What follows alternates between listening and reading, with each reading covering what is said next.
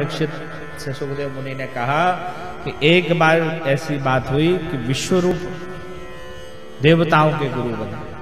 तो परीक्षित ने पूछ लिया, महाराज हमने तो सुना है कि देवताओं के गुरु बृहस्पति हैं, तो ऐसा क्या कारण बना कि विश्वरूप को गुरु बनाना पड़ा?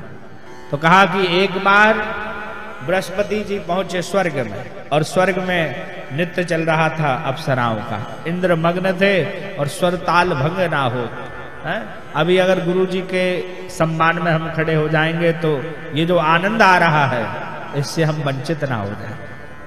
ध्यान रखना, जीवन में सब आनंद से आप वंचित हो जाओ, लेकिन गुरु के आनंद से वंचित ना हो, वो सबसे बड़े हैं। और इनने जब खड़े नहीं हुए तो गुरु जी समझ गए, वाह चेला हमसे ही होशियारी। अब गुरु जी भी ऐसे अदृश्य हुए कि इंद्र ने खूब खोज करी, लेकिन गुरु जी उनको मिले। ब्रह्मा जी के पास पहुंचे, कहे महाराज गुरु जी नाराज चल रहे हैं। ब्रह्मा जी ने कहा कि अभी तुमसे गुरु जी मिल नहीं सकेंगे, अभी तुम आगे का पुरोहित कर्म विश्वरूप को उस आसन पे बिठा के उनसे संस्कार करो। तुष्टा मुनि के पुत्र हैं विश्वरूप, और विश्वरूप को गुरु बनाया, और गुरु जब बनाया तो गुरु तो बन गए, लेकिन ये क्या है, इनके जो मामा पक्ष था वो दैत्यों का था। तो ये क्या करें कि इंद्र को उपदेश तो दें। पहले तो इनने मना ही किया था कि भाई ये पुरोहित कर्म अति मंदा, पुरोहित कर्म बहुत मंद है। हम पुरोहितों के लिए सबसे अच्छा वृत्ति कौन सी है? शिलौंच वृत्ति। शिलौंच वृत्ति सबसे अच्छी। कैसे? जब सबसे ब्रह्मनिष्ठ करने के लिए वृत्ति है। जब कोई गेहूं काट रहा हो, वहां जो बाली गिर रहे हैं उनको बीन लाना, और दूसरी जब जहां ये गेहूं अनाज तुलता है वहां जो दाने गिरे हैं उनको बीन लाना। इनसे जो अपनी आजीविका चलाता है ये सबसे उत्तम वृत्ति कही है, उसको खा के जो अपना जीवन चलाता। और कहा कि हम तो करने वाले नहीं, लेकिन फिर भी अब जब बहुत मनाया तो इंद्र की बात मानी। लेकिन इंद्र ने क्या किया कि गुरु को बना दिया उनको, और लेकिन एक बार गुरु जी हवन करा रहे थे, यज्ञ करा रहे, तो कराते कराते राक्षसों के नाम की भी आहुति दे रहे। इंद्र समझ गए कि अरे ये तो सब गड़बड़ हो रहा है, और इंद्र ने क्या किया, विश्वरूप का सिर धड़ से अलग कर दिया। अब जब सिर काटा तो इनको ब्रह्म हत्या लग गई। अब ये कमल की नाल में भी गए और तंतु में भी जाके वहां भी ब्रह्म हत्या इनका पीछा करते रहे, वहां भी ब्रह्म हत्या ने पीछा नहीं छोड़ा। सब हुआ, तब इधर तुष्टा मुनि को पता पड़ा। तुष्टा मुनि ने यज्ञ से एक बालक पैदा करा, और वो बालक एक केवल त्रुटि हुई शब्द में, इंद्र को मारने की जगह मरने वाला एक उकार का उच्चार, और वो वृतासुर हुआ और एकदम इंद्र को मारने के लिए गया।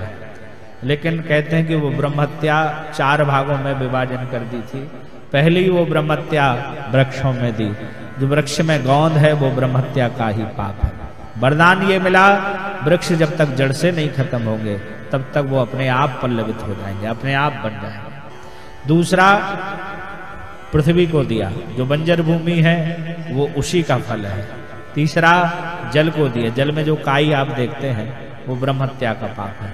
पृथ्वी को वरदान ये मिला कि कितना ही बड़ा गड्ढा हो जाए अपने आप भरा जाए, और जो जल था, जल में जो काई है वो उसी का। लेकिन कहा कि जो बहती नदी रहेगी वो कभी अपवित्र नहीं होगी। और चौथा श्राप मिला स्त्रियों को, वो उसको ब्रह्महत्या कहा। तो उसी से ये जो महीने का मासिक धर्म आता है उससे ही ये महिलाएं अपवित्र होती हैं। वरदान लेकिन ये मिला कि इसके बाद ही ये संतान उत्पत्ति होगी। माताओं से, जो माताएं हमें लाइव टेलीकास्ट के माध्यम से सुन रही हैं, और विशेष करके पुरुषों से भी निवेदन है कि आपके घर में जब माताएं मासिक धर्म से 3 दिन, खास करके 3 दिन विशेष ध्यान दें। पहले दिन कहा है कि ब्रह्मघातिनी, दूसरे दिन और रजस्वला स्त्री को 3 दिन तक ज्यादा माना गया है। 3 दिन तक उनसे कोई भी कार्य ना कराएं। देखो तुम्हें तो हर दिन संडे और वो, उनको तो कोई छुट्टी का दिन दो। अरे भाई दिन भर पूरे महीने वो भोजन करा रही हैं, 3 दिन तुम खुद भोजन बना लो। लेकिन उनसे कोई भी भोजन के पात्र, बर्तन, ये सब स्पर्श ना करो। और ये जब स्पर्श कराओगे तो उससे क्या होगा, ठीक नहीं रहेगा। इसलिए इन पवित्रताओं का ध्यान रखें। और बंधुओं, अब वृतासुर चल दिया। वृतासुर ने क्या किया कि जाके पहुंचा इंद्र के पास। इंद्रासन सब भागते फिरे और इंद्र ने सोचा कि अब क्या करें। तब इंद्र पहुंचे किनके पास, दधीच मुनि के पास। दधीच मुनि के पास पहुंचे, कहा कि कैसे बचेंगे। तब दधीच मुनि की हड्डियां आए, उससे जो वज्र बनेगा उसी से वृतासुर समाप्त होगा। दधीच महाराज के पास गए, कहे महाराज हमें आपकी हड्डियां दे दो। दधीच मुनि ने कहा कि मांगते समय तुम्हें बिल्कुल शर्म नहीं आई।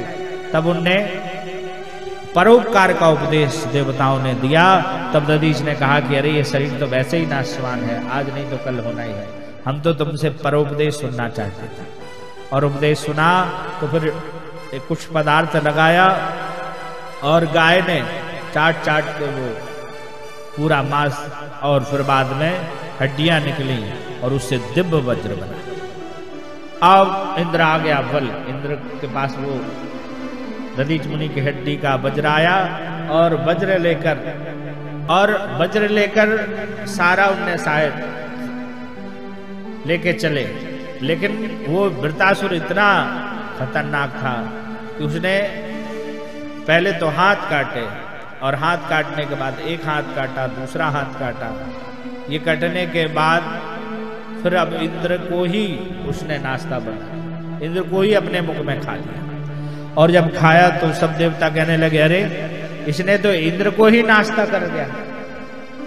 लेकिन नारायण कवच का बल था और दधीच मुनि की हड्डियों का वो वज्र था। तो 1 वर्ष के बाद ब्रह्मरंध्र को फाड़ते हुए इंद्र बाहर आए और वृतासुर का भी उद्धार हुआ। बोले भक्तवत्सल भगवान की जय। जय श्री राधे, जय जय श्री राधे। तो बंधुओं, भगवान का ही नाम एक सार है।